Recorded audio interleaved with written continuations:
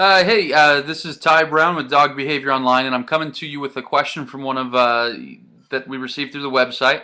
And it says, Ty, I have problems. I have a problem. My dog loves to chase lights. Over the past few months, he's been getting worse. When he sees lights, he starts barking and chasing it. When you stop the source of the light, he starts licking the floor. I know this is not healthy, and I want the best for him. Please help. And so probably the best way, I see this actually quite a bit. So let me give a couple suggestions here.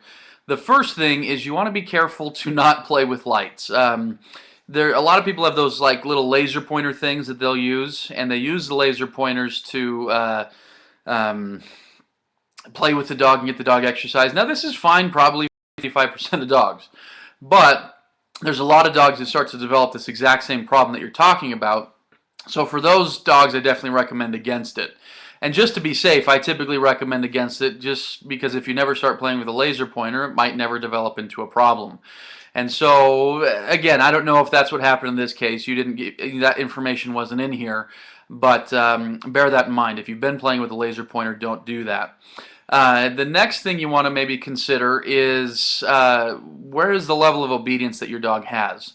Your dog is exhibiting what I call a chaos behavior. You know, and chaos can be a variety of things, and if you've read some of my material, you might be familiar with this. But a chaos behavior is typically, you know, a lot of anxiety or aggression or something like this that feels like OCD. You know, it's just something where the dog's not thinking, just going a little bit nuts.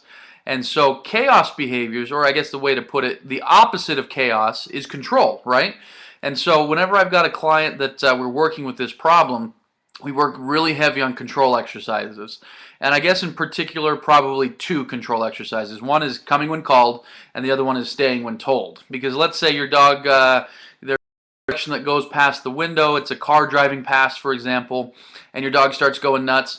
Well, if you call your dog to you and have him lie down, what happens is you kind of combat his control, I'm sorry, combat his chaos with control. And that's what we want to start doing. We want to start helping him change his state of mind such that when he goes into chaos, you've got a solution for how to bring him out and push him into control. And so my guess is you probably need to really up your level of obedience such that you can do that. Typically what happens, or what's happened when I've done this with clients, is as the dog starts realizing that he can't manifest his chaos, you know, he can't chase that light and lick at the floor or whatever, the desire to do it starts to go away as well. It typically takes a little bit of time and a little bit of conditioning for that to happen, but if you can, you know, if you can persist with using the obedience to combat this problem, typically you're going to find some nice results. So I hope that helps, and get to work with your dog.